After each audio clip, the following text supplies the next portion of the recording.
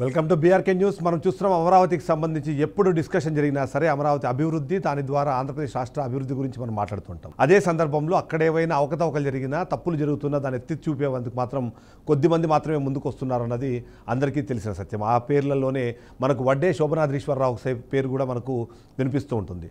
మాజీ మంత్రిగా పనిచేశారు, మాజీ పార్లమెంట్ సభ్యులుగా ఉన్నారు. అంతేకాకుండా రైతు నేతగా ప్రతి ఒక్కరికి సుపరిచితమైన అతను ఇప్పుడు అమరావతి మీద మాట్లాడుతున్నారు.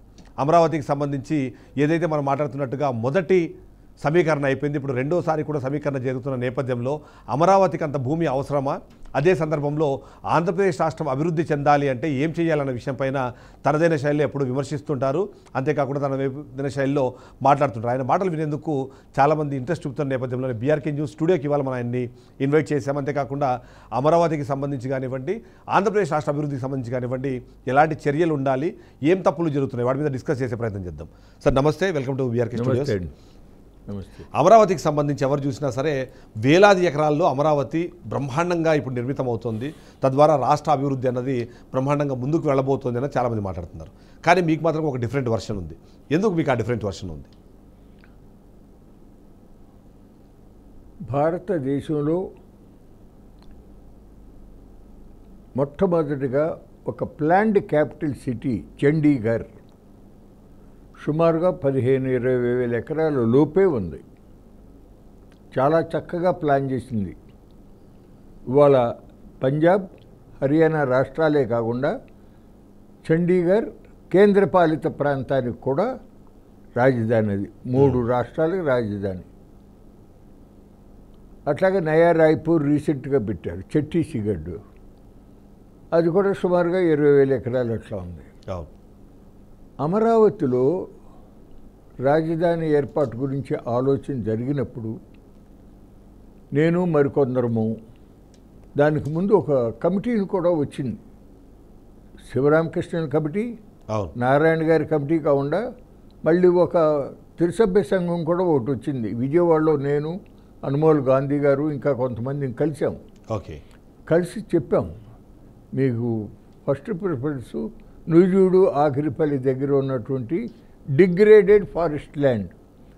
కేంద్ర ప్రభుత్వం విభజన చట్టంలో రాజధాని నిర్మాణానికి అవసరమైతే అటవీ భూముల్ని డీనోటిఫై చేసి ఇస్తామని చెప్పున్నారు. అక్కడ అది సాగర్ కాలువ ఉంది, పట్టిసీమ కాలువ ఉంది, తర్వాత వచ్చింది అనుకోండి గన్నవరం ఎయిర్పోర్ట్ ఉంది. అని ఒకవేళ అమరావతిలో పెట్టాలి అనుకుంటే జరీబు పొలాలు మినహాయించి మెట్ట పొలాల్లో ఒక 15-20 వేల ఎకరాలు తీసుకుంటే సరిపోతుంది అని చెప్పాం.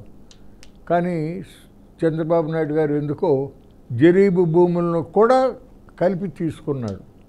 ఆ జరీబు భూములు భారతదేశంలోనే అత్యంత సారవంతమైనటువంటి భూములు. అవి చాలా కాలం క్రితం ఆ ప్రాంతంలో కృష్ణా కరకట్ట వెయ్యక ముందు తరచుగా వరదలు రావటం, ఆ వరదలు వచ్చినప్పుడు ఒండ్రు మట్టి ఇసుక పొరలుగా డిపాజిట్ అయ్యింది.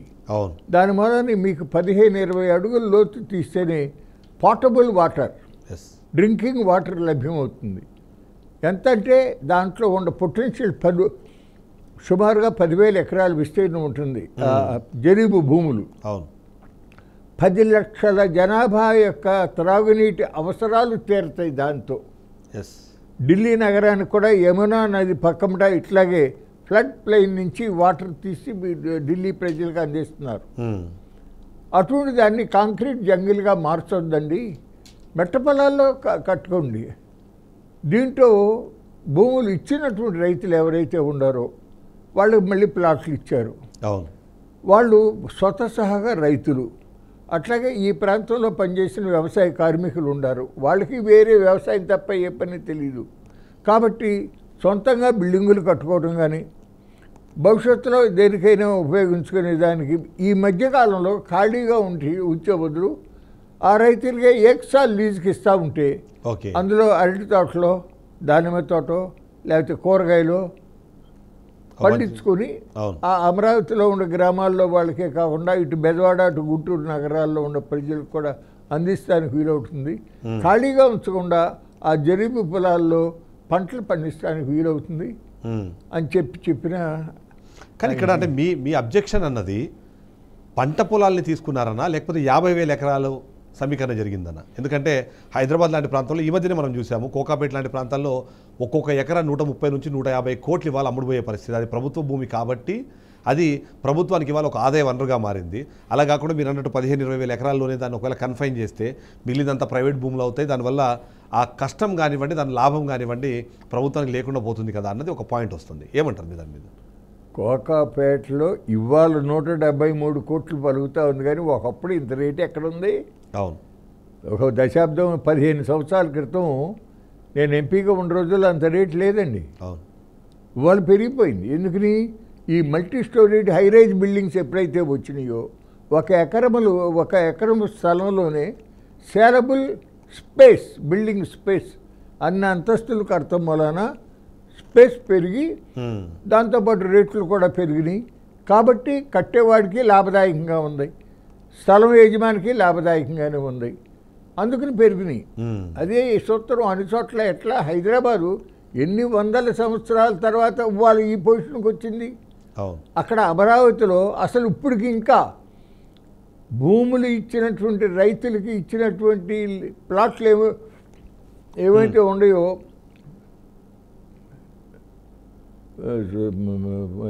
ఎల్పిఎస్ లేఅవుట్లు ఇంతవరకు అసలు రహదారులే వేయలేదుగా. అవును, ఇవాళ లేఅవుట్లోకి రైతులు తమ ప్లాట్లోకి తాము వెళ్ళాలంటే దారే లేదు. అవును, అప్పుడు 5 సంవత్సరాల్లో మొట్టమొదటి అగ్రిమెంట్ ఏమని రాశారు? 3 సంవత్సరాల లోపల రహదారులు, డ్రైనేజీలు, అండర్గ్రౌండ్ కేబుల్స్, కరెంటు, మంచి నీళ్లు సదుపాయం అన్నీ కలిగించి మీకు రెడీగా అన్నీ పూర్తి చేసి మీకు కాగితాలు ఇస్తాం, ఆ తర్వాత మీరు అమ్ముకోవచ్చు అని చెప్పి 9.14 అగ్రిమెంట్ మీద సిఆర్డిఏ రిటర్న్ కమిట్మెంట్ చూసుంటారు కదా. ఇప్పుడు అసలు పని మొదలుపెట్టి అవ్వకపోతే వేరు. ఇప్పుడు టిట్కో ఇళ్ళు ప్రజల దగ్గర నుంచి డబ్బులు కట్టించారు, పిలిచారు, ఎవరికో అప్పచెప్పారు, 2-3 కంపెనీలకి కట్టారు, ఇంకా కొంత పూర్తి కాకముందే సరే ఎలక్షన్లు వచ్చేసినాయి. అమరావతి లేఅవుట్లు, ఈ ఎల్పిఎస్ లేఅవుట్లు, ఆ అభివృద్ధి ప్రక్రియ అనేది అసలు మొదలవలేదు. ఓకే, 2019 దాకా అధికారంలో ఉన్నా మొదలవలా. That shows the lack of commitment of the honourable chief minister in implementing his own promises. Okay, ఆయన ఇచ్చినటువంటి వాగ్దానము, హామీని అమలుపరచడంలో తగిన శ్రద్ధ చూపలేదు అనేది బాధపడుతున్నాం. కానీ 5 ఏళ్ల పాటు వైసీపీ అధికారంలోకి రావడము, అమరావతి అభివృద్ధిని పూర్తిగా కుంటుపడేలాగా వాళ్ళు ఆపేయడము, అది కూడా కారణంగా కూడా కొంతమంది చెప్తూ ఉంటారు. దాన్ని ఎలా చూడాలంటారు? నేను ఎప్పుడైతే జగన్మోహన్ రెడ్డి గారి గవర్నమెంట్ వచ్చి విశాఖపట్నం 3 రాజధానులు, విశాఖపట్నంలో పరిపాలనా రాజధాని, అమరావతిలో శాసనసభ, కర్నూలులో న్యాయ రాజధాని అన్నాడు, I was the first person to say. ఏమని? విశాఖపట్నం నగరంలో వారి తండ్రి స్వర్గీయ రాజశేఖర్ రెడ్డి గారి ప్రభుత్వ కాలంలో బినామీగా చాలా హ్యూజ్ ఎక్స్టెంట్ ఆఫ్ ల్యాండ్స్ పెట్టుకున్నారు అక్కడ. వాటి విలువలు పెరగటానికి విశాఖపట్నంలో పరిపాలనా రాజధాని అని ఈయన అంటున్నాడు. అది కరెక్ట్ కాదు. ఒక ప్రభుత్వం ఒక చోట ఒక నిర్ణయం చేసిన తర్వాత దానిని తర్వాత వచ్చే ప్రభుత్వం నేను మార్చేస్తాను అంటే అది చట్టసమ్మతం కాదు అని చెప్పి I was the first person to speak on that day. అవును, ఎస్. సో అయితే ఇప్పుడు మొదటిది అయిపోయింది, ఇంకా పూర్తి స్థాయిలో ఫ్లాట్లకు సంబంధించి మీరు అన్నట్టుగా డెవలప్మెంట్ జరగలేదు. కానీ ఇప్పుడు మళ్ళీ రెండో భూ సమీకరణకు LPA-2 కూడా స్టార్ట్ అయిపోయింది, LPS-2 కూడా స్టార్ట్ అయిపోయింది అన్నది దానికి సంబంధించి చంద్రబాబు నాయుడు ఆల్రెడీ మాట్లాడుతున్నారు. అంతేకాకుండా ఎవరైతే రిటర్నబుల్ ప్లాట్స్ ఉన్నాయో వాటిని అమ్ముకోకండి, రేట్లు పెరిగే అవకాశం ఉంటుంది, ఆగండి కుదురు అనే విధంగా కూడా చెప్తున్నారు. సో దాన్ని ఎలా చూడాలంటారు? చెప్తాను. ఇప్పుడు ఆ 5 ఏళ్లలో చేయలేదు, వదిలేయండి. ఆ తర్వాత ఆయన వచ్చాడు, వాటిని అభివృద్ధి చేయాలనే తాపత్రయం అసలు అతనికి లేదు. దానిపైనే అమరావతి రైతులు, ముఖ్యంగా మహిళలు కూడా చాలా సుదీర్ఘకాలం పాటు పోరాటం చేయాల్సి వచ్చింది. నేను కూడా చాలాసార్లు ఆ మీటింగుల్లోకి వెళ్ళాం, కింద మీద పడ్డాం, అయిపోయింది. తర్వాత ఈ ప్రభుత్వం రావాలని అందరూ కోరుకున్నారు, వాళ్ళు వచ్చింది. 18 మాసాలు అయింది కదండి. వాటికి మొదలవలా. ఒక 5-6 నెలల క్రితము టెండర్లు పిలిచారు, అప్పుడేమో అసలు టెండర్లు కూడా పిలవలా. ఇప్పుడు టెండర్లు పిలిచారు, కానీ work is not grounded. Okay. పని మొదలవల ఇప్పుడు కూడా ఆ పరిస్థితుల్లో రెండవ భూ సమీకరణ అంటే ఇటు ఈ రైతులే బాధపడతా ఉంటారు. ఏంటిది, ఇప్పటికే 54,000 ఎకరాలు వాళ్ళు ఇచ్చిన 33 కాక ప్రభుత్వ అధీనంలో ఉన్నటువంటి భూములు కూడా కలిపి లెక్కేసుకుంటే 54,000 ఎకరాలు. మళ్ళీ ఇప్పుడు రెండవ విడత భూ సమీకరణ అంటున్నాడు. ఏది అవదు, మనం ఇంకా ఎంతకాలం ఇట్లా ఎదురు చూస్తా కూర్చోవాలనేది వీళ్ళు బాధపడుతున్నారు. వాళ్ళేమో అసలు ముందు ఇచ్చిన వాళ్ళకే దిక్కు లేకుండా పోతా అంటే ఇప్పుడు మనం ఇచ్చి మనం ఏం చేయాలి, మనం ఎంతకాలం ఎదురు చూడాలి అని వాళ్ళు ఫీల్ అవుతూ ఉన్న పరిస్థితులు వాళ్ళ గ్రౌండ్లో ఉన్న పరిస్థితి అదండి. కానీ అంటే LPS 1 బ్రహ్మాండమైన రెస్పాన్స్ వచ్చింది, అందరూ ఎదురొచ్చి మరి భూములు అప్పచెప్పారు. ఇప్పుడు కూడా అదే పరిస్థితి ఉంటుంది అన్నది ఒక ఎక్స్పెక్టేషన్ ఉంది టీడీపీ కూటమి ప్రభుత్వం నుంచి. ఇప్పుడు కూడా జనాలు వస్తారు, రైతులు వస్తారు, వాళ్ళ భూములు అప్పగిస్తారు, ఎందుకంటే అక్కడ ఎంతో కొంత అభివృద్ధి కనిపిస్తోంది అనేది ఒక మాట చెప్తున్నారు. అది అలాంటి పరిస్థితి ఉందంటారా గ్రౌండ్ లెవెల్లో? అక్కడ కనిపించే అభివృద్ధి ఏముంది చెప్పండి. గవర్నమెంటు, రాష్ట్ర ప్రభుత్వం నిర్మాణం చేసేటటువంటి ఐకానిక్ బిల్డింగుల ప్రయత్నం జరుగుతోంది. లోగడ అప్పుడు 5 ఏళ్లలో తాత్కాలిక బిల్డింగులు అనే పేరు మీదుగా సెక్రటేరియట్ కట్టారు, హైకోర్టు కట్టారు, అసెంబ్లీ కట్టారు, ఉద్యోగస్తులకు బిల్డింగులు కట్టారు. హైకోర్టు ఎప్పటి నుంచో నడుస్తూ వచ్చింది, అసెంబ్లీ కూడా అట్లాగే నడిచింది. సెక్రటేరియట్కి 100 అడుగుల లోతు నుంచి వేసుకొచ్చారు పైల్ ఫౌండేషన్. G+7 ఫ్లోర్స్కి సరిపడా ఫౌండేషన్స్. ఇప్పుడు కట్టింది G+1 మాత్రమే. అర్థమైందండి. వాటిని ఇంటర్మ్ కాంప్లెక్సెస్, ఇంటర్మ్ బిల్డింగ్లు అని పెట్టాడు ఈయనే. దాని మూలనే అతగాడు తర్వాత వచ్చిన ఆయనకి పర్మనెంట్ బిల్డింగ్లు అనే పేరు మీదుగా అతను 3 రాజధానులనే వ్యవహారం చేసింది. అట్లా అది చాలా పొరపాటు జరిగింది. ఇప్పటికీ కూడా కనీసం ఇప్పుడైనా వెంటనే లోగడ ఇచ్చినటువంటి రైతులకి సంబంధించిన ప్లాట్ల అభివృద్ధి, రహదారులు వేసేసి, సరిహద్దు రాళ్ళు వేసేసి, అప్పట్లో ప్రతి గ్రామంలోనూ కూడా 29 గ్రామాల్లోనూ కూడా కనీస ప్రాథమిక విద్యకి సంబంధించిన స్కూలు, అట్లాగే ఒక క్లినిక్, హెల్త్ క్లినిక్, ఇవన్నీ పెడతాము, ఏర్పాటు చేస్తాము అని చెప్పారు. అవన్నీ వచ్చి వాళ్ళు అక్కడ ఇళ్ళై కట్టుకుంటా అందులో నివసిస్తూ ఉంటే అప్పుడు అభివృద్ధి క్రమేపీ కనపడుతుంది. కానీ కేవలం గవర్నమెంట్ ఆఫీసులు బిల్డింగులు కట్టినంత మాత్రం అభివృద్ధి ఎట్టా వస్తుందండి? SRM, వీటు ఆ రెండింటికి గవర్నమెంట్ సంస్థలకేమో ఎక్కడో 4 కోట్లు ఇచ్చారు, వాటికేమో 50 లక్షలు చేసి ఇచ్చారు. అది కూడా తప్పే. ఎవరైనా కోర్టుకు వేస్తే ఆ నిర్ణయం కూడా తప్పు పట్టి వాళ్ళని మీరు తెచ్చిమా డబ్బు కూడా కట్టండి అని జడ్జిమెంట్ వస్తానికి కూడా అవకాశం ఉంది. నిన్నటికి నిన్న 21 బ్యాంకులు వాటికి సంబంధించిన శంకుస్థాపన జరిగాయి. సో ఇదంతా కూడా అభివృద్ధిలో భాగస్వామ్యమే కదా. మొత్తం బ్యాంకులు, ఇన్సూరెన్స్ కంపెనీలు అన్నీ వస్తే అమరావతికి, తద్వారా కూడా అభివృద్ధి జరుగుతుంది అనేది ఒక పాయింట్ చెప్పే ప్రయత్నం, దాన్ని ఫినాన్షియల్ డిస్ట్రిక్ట్గా చెప్పే ప్రయత్నం చేస్తున్నారు. దాన్ని ఎలా చూడాలంటారు? చెప్తారు అంతవరకే కానండి, ప్రాక్టికల్గా ఆ గ్రామాల్లో ఉన్న వాళ్ళకి ఉపయోగపడేది కాదు, పెద్దగా ఉపయోగం జరగదు. మీకు ఒక ఎందుకు జరగదంటే అసలు వీళ్ళిచ్చిన భూములతో ప్రభుత్వం 150 ఎకరాలు 100 ఎకరాలు ఇస్తే ఏర్పాటైన సంస్థల్లో వాళ్ళు తత్మా బయట వాళ్ళ పిల్లలకి ఎంత స్కూల్ ఫీజులు, కాలేజీ ఫీజులు తీసుకుంటున్నారో వీళ్ళ పిల్లల దగ్గర కూడా అంత తీసుకుంటూ ఉన్నారు. ఓకే. న్యాయంగా అయితే చంద్రబాబు నాయుడు గారు వాళ్ళు అడిగినా అడగకపోయినా ఆ SRM వాళ్ళతో, విట్టాళ్ళతో మా అమరావతి భూములు ఇచ్చిన రైతుల కుటుంబ సభ్యుల్లో ఉన్న పిల్లలు మీ కాలేజీలో చేరాలంటే మీరు కన్సెషన్ ఇవ్వండియా, అవును, సగమో 4వ వంతో అని చెప్పాలి కదండి. అసలు పట్టించుకోలేదే. ఆ తర్వాత మీకు ప్లాట్లు ఇవ్వాలి, రెసిడెన్షియల్ ప్లాట్లు, కమర్షియల్ ప్లాట్లు. కొంతమందికి ఏం జరిగింది, అసలు భూములు ఇవ్వడం వాళ్ళ భూముల్లో ప్లాట్లు చూపించారు. చూపించడం కాదు, you will be surprise, register చేశారు. కాగితాలు సరిగ్గా చూసుకోకుండా, కన్ఫర్మ్ చేసుకోకుండా, బాధ్యత లేకుండా రిజిస్టర్ చేసేశారు. ఈ పొందిన రైతులు అట్లోకి వెళ్తే ఆ భూములు రైతులే మేము భూమి అసలు ఏముంది మీరెవడా మా చల్లలోకి వస్తాను కానీ వాళ్ళు అడ్డం తగిలారు. వీళ్ళు వెళ్ళి మొత్తుకుని చెప్తే ఆ 5 ఏళ్లలో వాటిని సరిచేయాలా?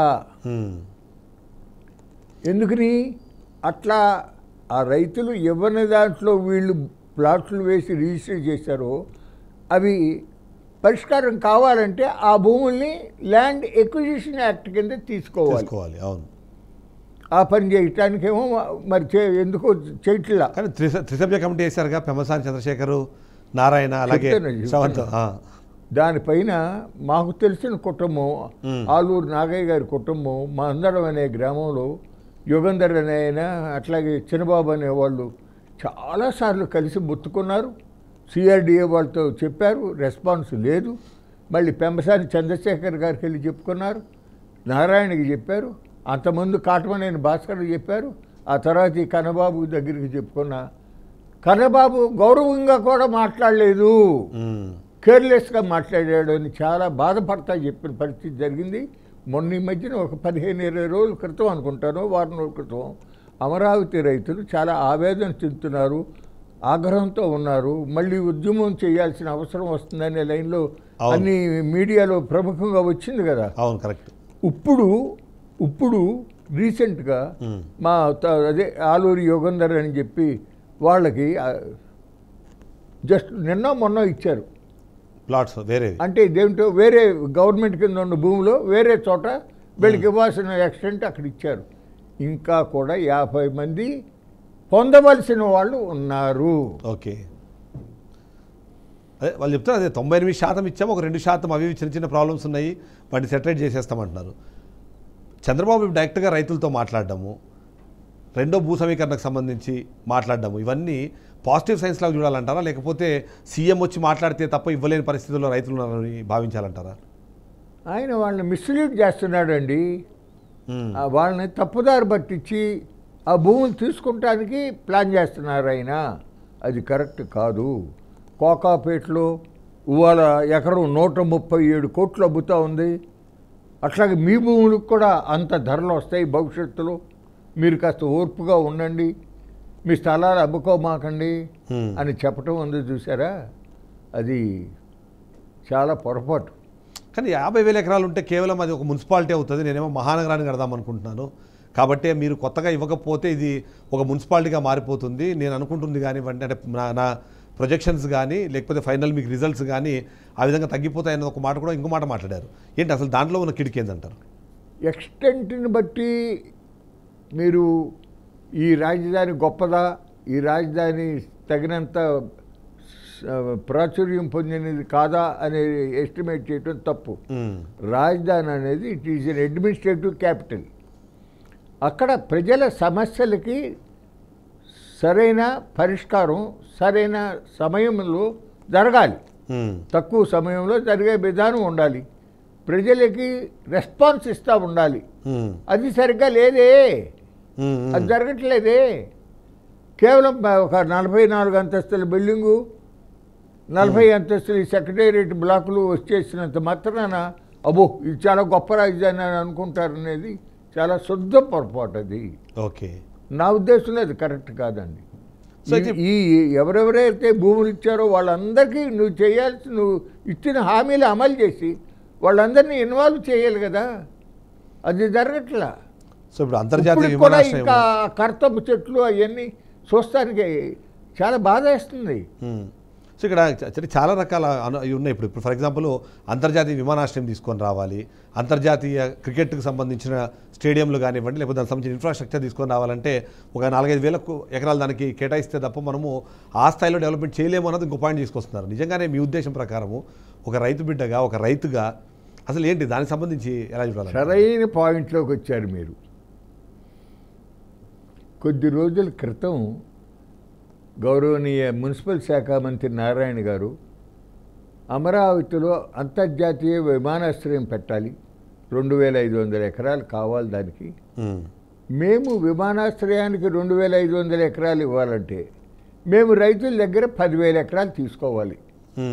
తీసుకుంటే వాళ్ళకి మళ్ళీ లేఅవుట్లు ఎల్పిఎస్ లేఅవుట్లు ఇచ్చి రోడ్లు వేయటం ఇన్ఫ్రాస్ట్రక్చర్ దానికి 10,000 ఎకరాలు కావాలి. అట్లాగే ఒలింపిక్స్ స్థాయి క్రీడా సిటీ ఏర్పాటు చేయాలి, దానికి ఒక 2,500 ఎకరాలు కావాలి. అట్లాగే ఒక స్మార్ట్ ఇండస్ట్రీస్ వాటికి ఒక 2,500 ఎకరాలు కావాలి. ఇంకోటి ఏదో చెప్పాడు, మొత్తానికి 10,000 ఎకరాలు మాకు కావాలి.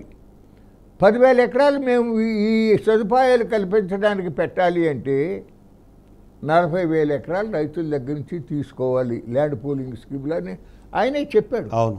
ఇప్పుడు లేటెస్ట్గా 5,000 ఎకరాలు greenfield international airport in Amaravati capital అని నిన్న వచ్చింది కదా. అవును. త్రివేంద్రం ఇంటర్నేషనల్ ఎయిర్పోర్ట్ ఎంత విస్తీర్ణంలో ఉందో తెలుసా అండి? 800 ఎకరాలు.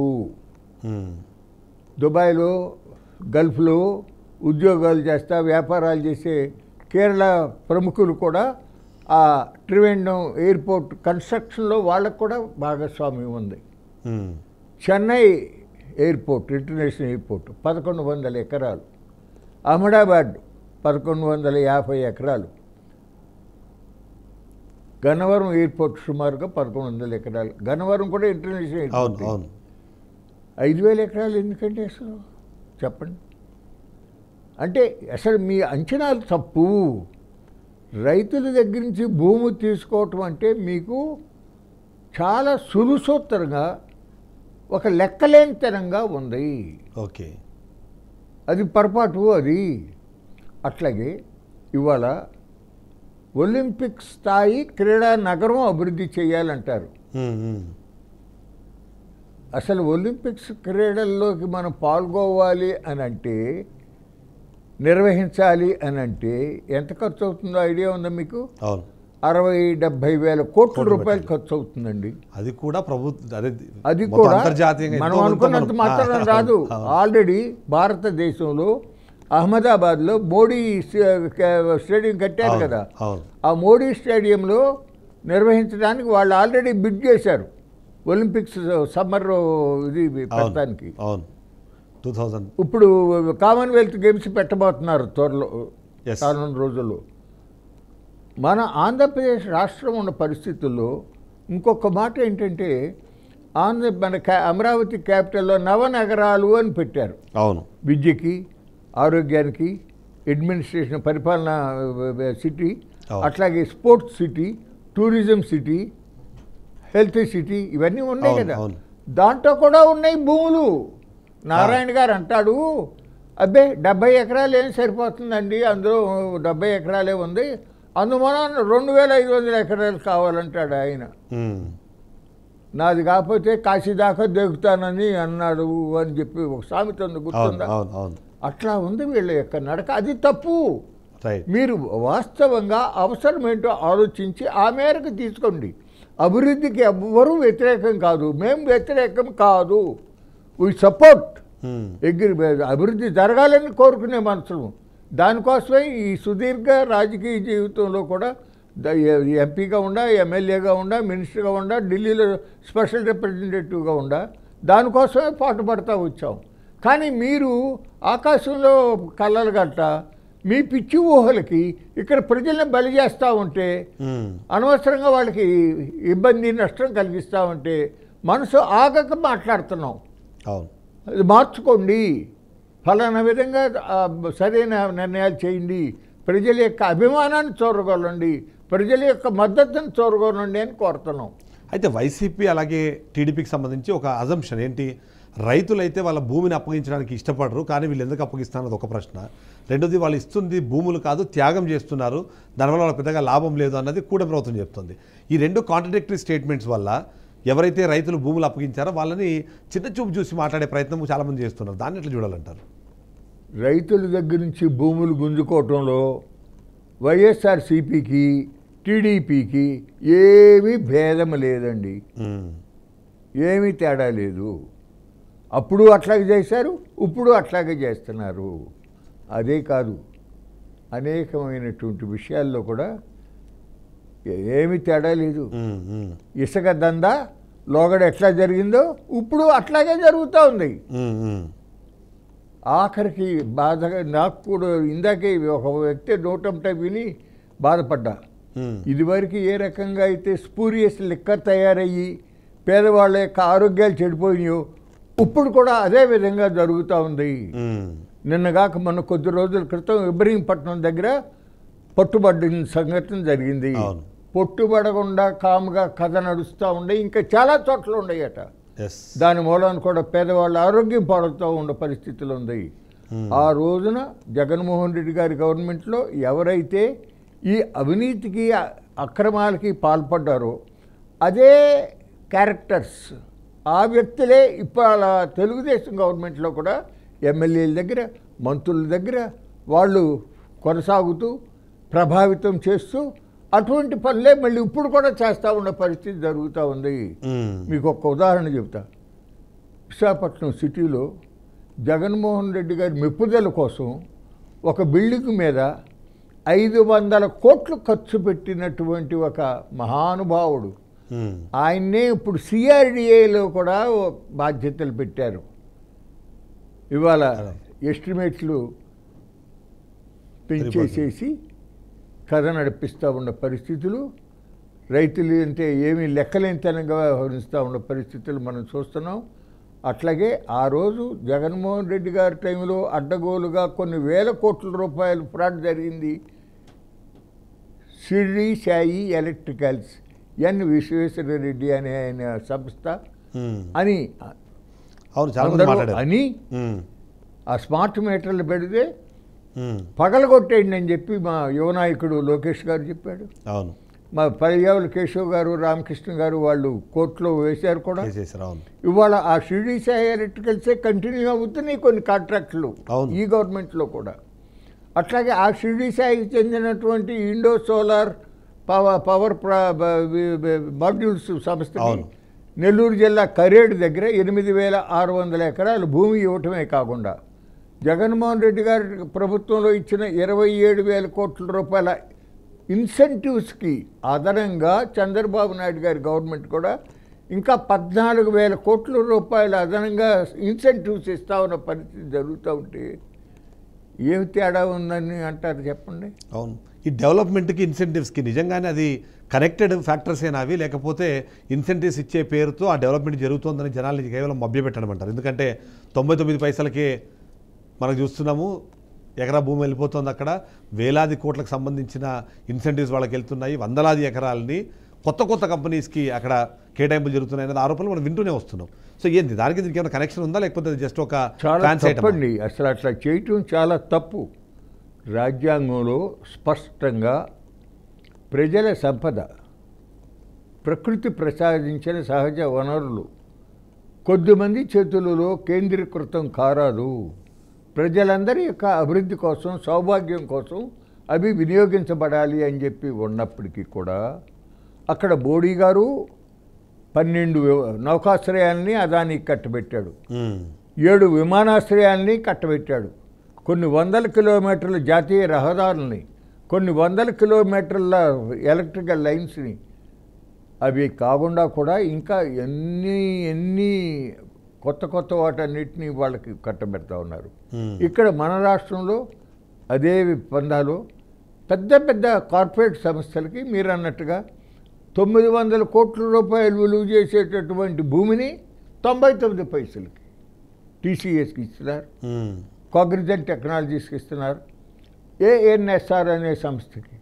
ఇది తప్పు, ఇట్లా ఇస్తానికి వీల్లేదు అని చెప్పి నేను హైకోర్టులో రిట్ చేశాను.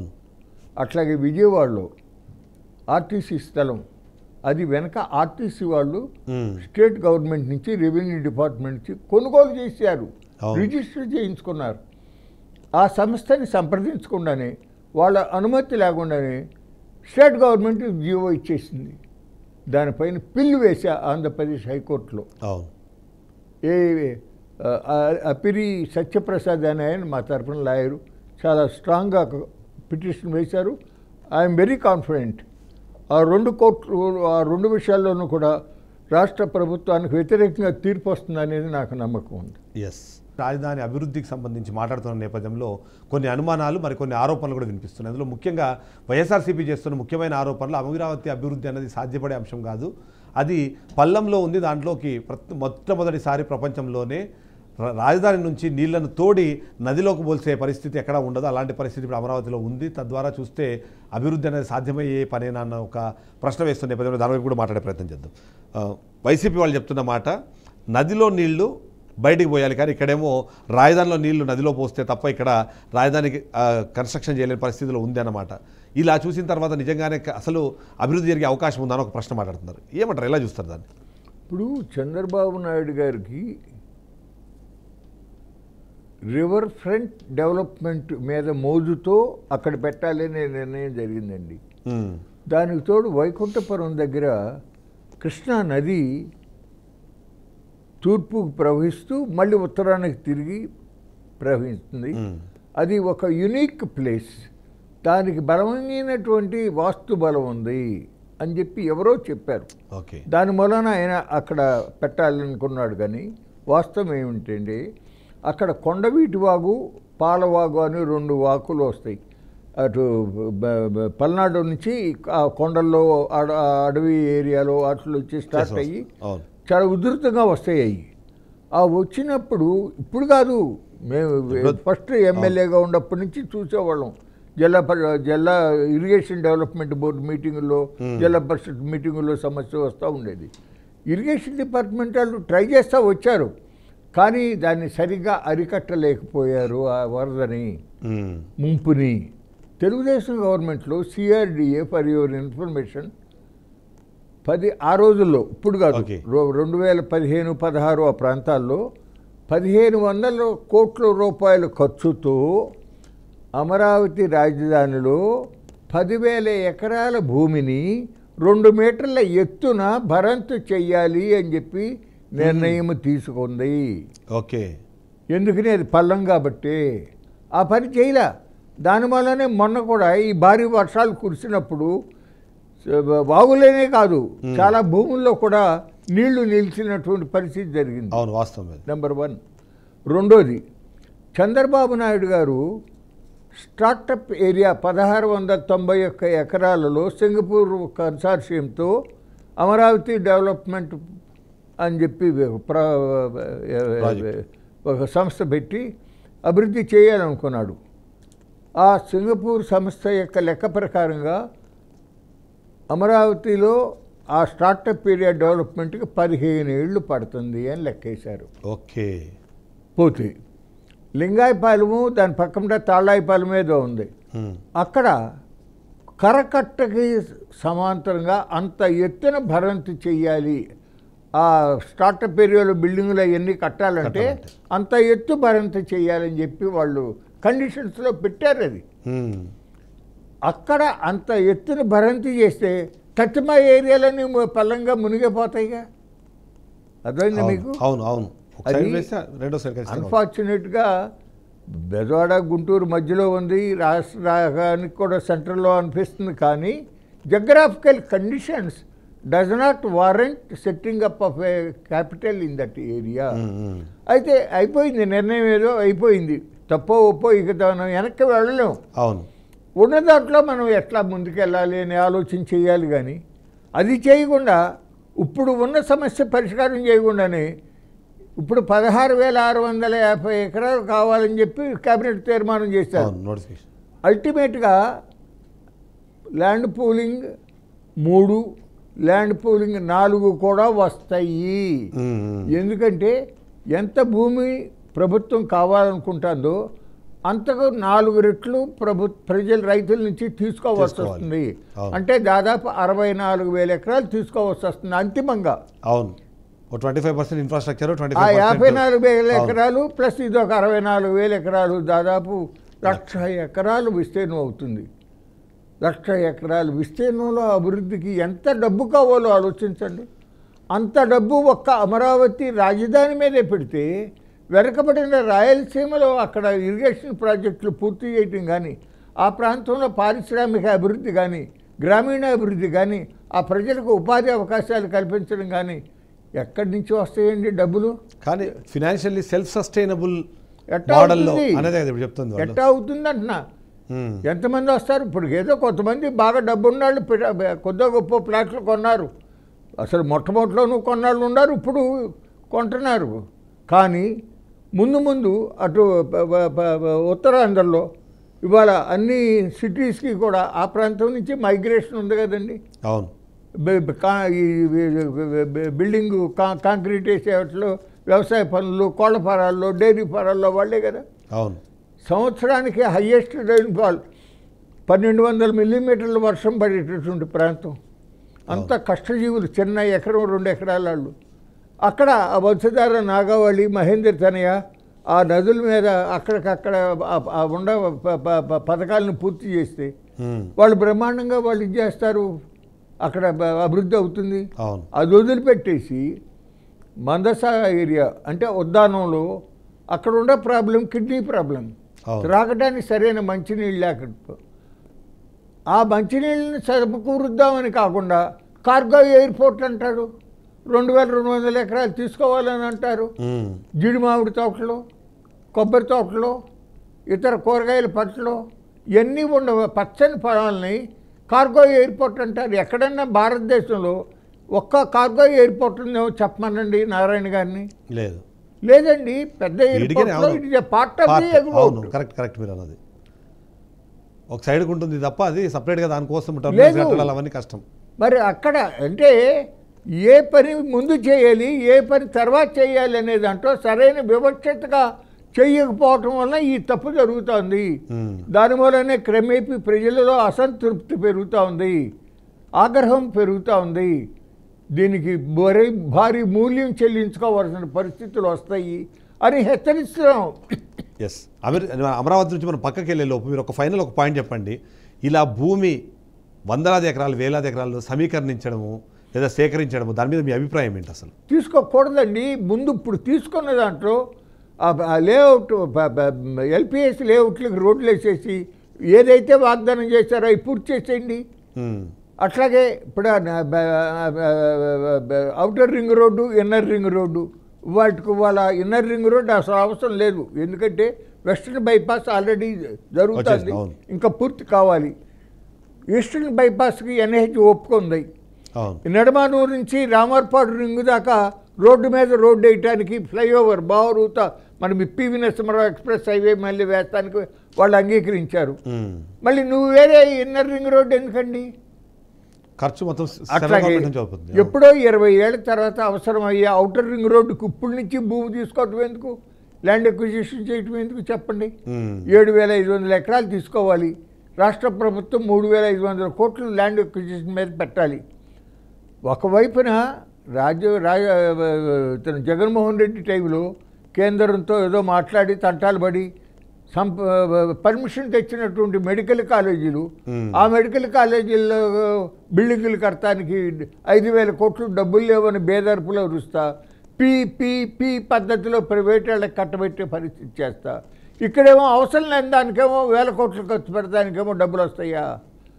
మెట్రో రైలు, హైదరాబాద్ మెట్రో రైలు, వాళ్ళ 1 కోటి జనాభా ఉండే హైదరాబాద్లో మెట్రో రైలు టోటల్గా లాస్ ఎంత తెలుసా మీకు? 6000 కోట్లు.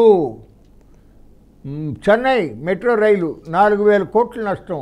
ఒక్క బెంగళూరు మెట్రో మాత్రం కొద్దిగా లాభాల్లో నడుస్తూ ఉంది. మొత్తానికి మెట్రో అమ్మేసుకున్నారు కదా గవర్నమెంట్కి. ఇక్కడ హైదరాబాద్ మెట్రో గవర్నమెంట్కి అమ్మేస్తున్నారు 15,000 కోట్లు. అవును అవును.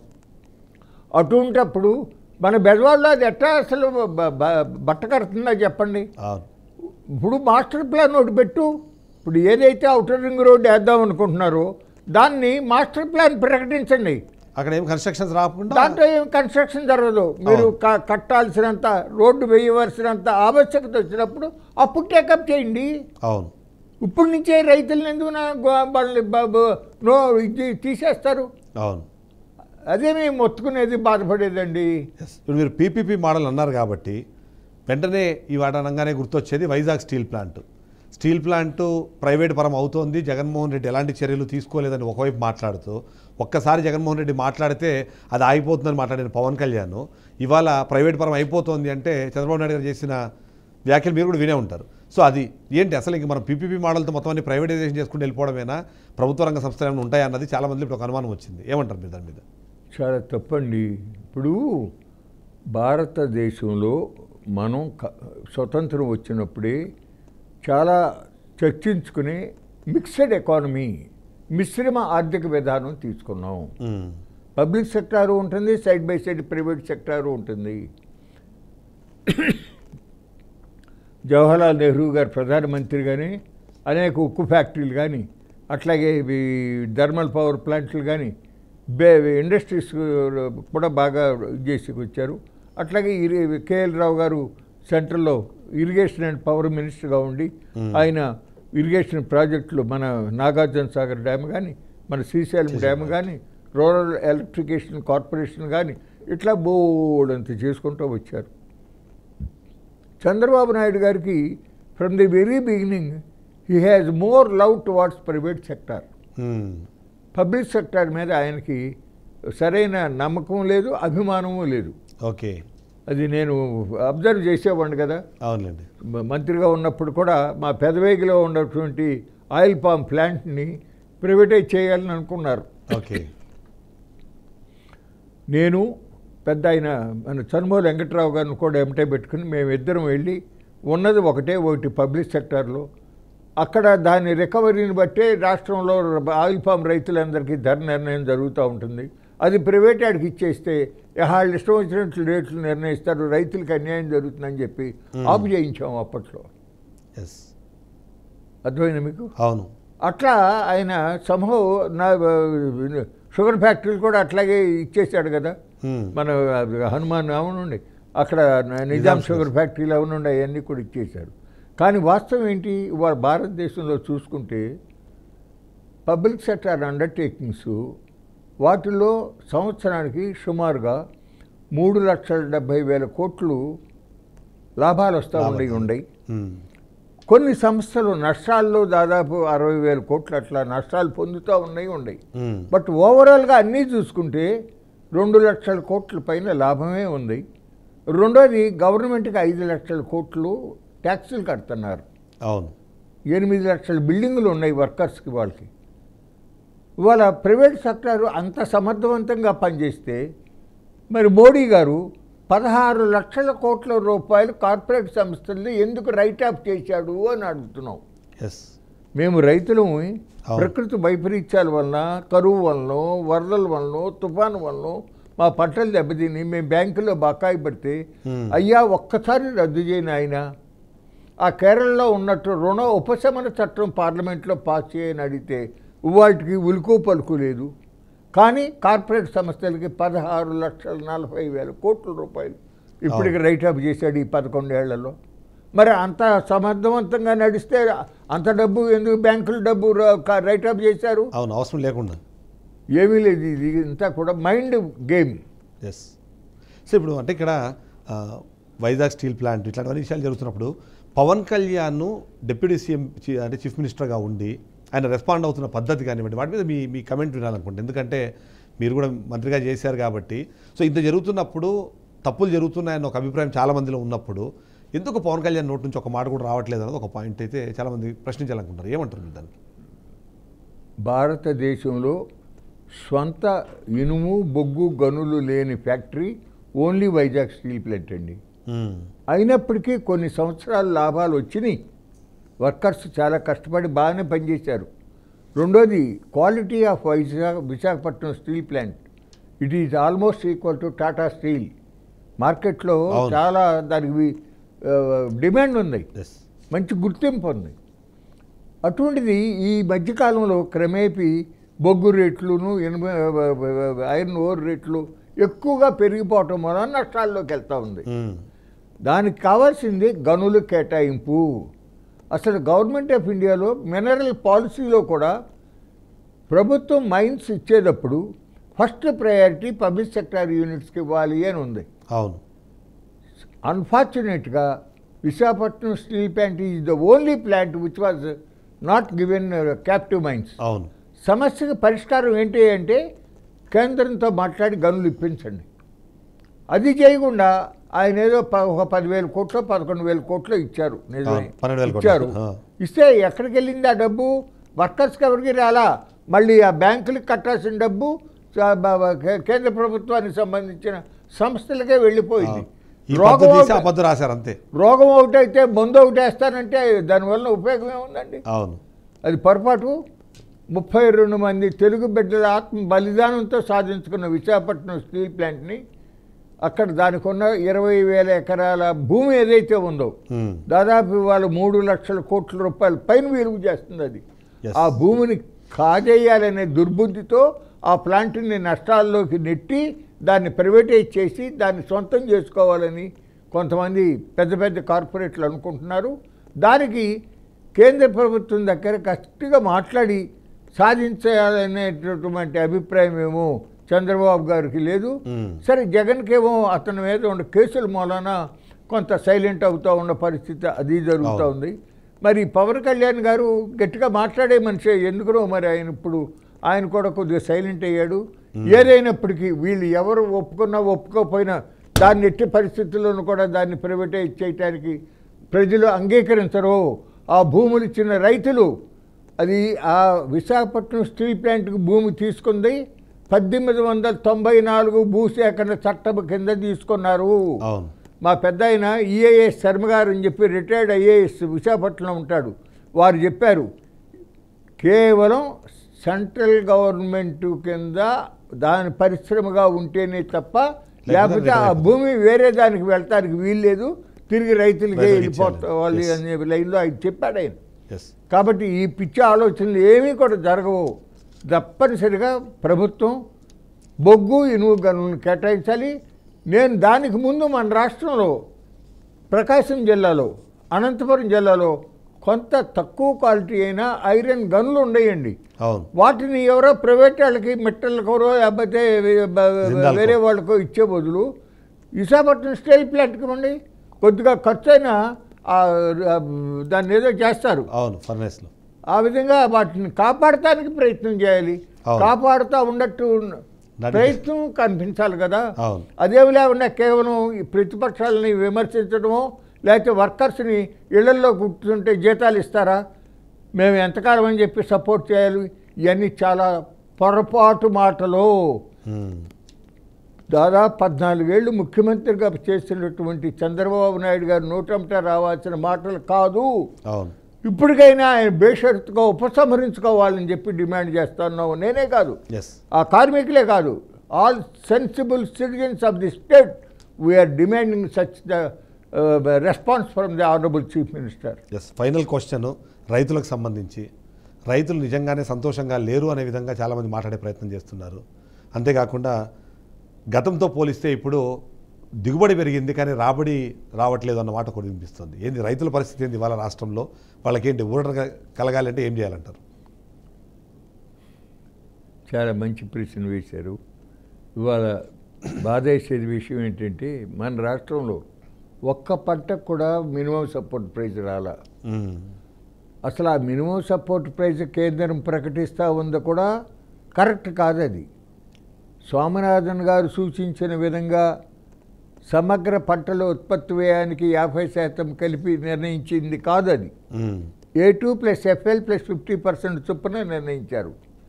వరి ధాన్యానికి చూసుకుంటే స్వామినాథన్ గారు చెప్పిన దాని ప్రకారంగా అయితే 3106 రూపాయలు, కానీ సెంట్రల్ గవర్నమెంట్ మోడీ గవర్నమెంట్ నిర్ణయించింది 2369. అంటే ఒక్కొక్క క్వింటాల్కి 766 రూపాయలు రైతు నష్టపోతున్నాడు. ఇట్లా భారతదేశం మొత్తం మీద ధాన్యం పండిన రైతులకి 90,000 కోట్ల రూపాయలు నష్టం జరుగుతూ ఉంది. అట్లాగే పత్తి రైతులకి ఒక్కొక్క క్వింటాల్కి 2,000 రూపాయల పైన నష్టం జరుగుతూ ఉంది. 2,900 రూపాయలు నష్టం జరుగుతూ ఉంది. వాళ్ళది 70,000 కోట్ల రూపాయల నష్టం జరుగుతూ ఉంది. ఇట్లా వివిధ పంటలు పండించే రైతులకి లెక్కేసుకుంటే సంవత్సరానికి 3 లక్షల కోట్ల రూపాయల రైతులు కోల్పోతున్నారు. అర్థమైందా మీకు? ఒక రాష్ట్ర బడ్జెట్తో ఈక్వల్. పెద్ద పారిశ్రామికంగా అభివృద్ధి చెందినటువంటి అత్యంత సంపన్నవంతమైనటువంటి అమెరికా దేశంలో సగటు అమెరికన్ సిటిజన్ యొక్క వార్షిక ఆదాయం మీద అమెరికాలో సగటు రైతు కానీ వ్యవసాయ కంపెనీ కానీ 8,000 మంది మొత్తం అంతా, ఎయిదర్ ఫార్మర్స్ ఆర్ కంపెనీస్. సగటున వాళ్ళకు వచ్చే ఆదాయం దాదాపు రెట్టింపు, $1,20,000. వేరే అదేమో $71,000. అర్థమైందా మీకు? అవును. కానీ భారతదేశంలో పరిస్థితి ఏంటంటే సగటు భారతీయుడి యొక్క ఆదాయంలో 2.5 రెట్లు తక్కువ రైతుది. ఓకే. స్వతంత్రం వచ్చినప్పుడు వ్యవసాయ రంగంలో ఉన్న వాళ్ళ యొక్క సగటు ఆదాయం వ్యవసాయ రంగంలో ఉన్నది వాళ్ళది చూసుకుంటే 1:2 ఉండేది. అది ఇప్పుడు 1:12 అయ్యింది. ఈ 35 ఏళ్లలో ఎంఎస్పీలు కేవలం 22 రెట్లు పెరిగితే ఉద్యోగస్తులు సెంట్రల్ గవర్నమెంట్ కానీ స్టేట్ గవర్నమెంట్ కానీ బ్యాంకుల్లో పనిచేసే వాళ్ళు కానీ అమ్మాబాబుతో 90 నుంచి 110 రెట్లు పెరిగినాయి. వాళ్ళకే కాదు సుమా, అది వాళ్ళ యొక్క సంఘటితమైన శక్తి ద్వారా సంపాదించుకున్నారు. మీరు బజార్లో చూసుకుంటే ఇది కానివ్వండి, ఇదివ్వండి, ఈ సేవలకు కూడా 100 రెట్లు పెరిగిపోయినాయి. పెరగంది ఎవరికంటే ఏంటి? మా రైతులకి మాత్రమే. దాని మూలనే ఇప్పటికి 1994 తర్వాత 5 లక్షల మంది రైతులు ఆత్మహత్యలు చేసుకున్నారు. రోజు 30 మంది పోతున్నారండి. ప్రతిరోజు 2,400 మంది వ్యవసాయం వదిలేసి వేరే వ్యాపకాల్లోకి వెళ్ళిపోతున్నారు.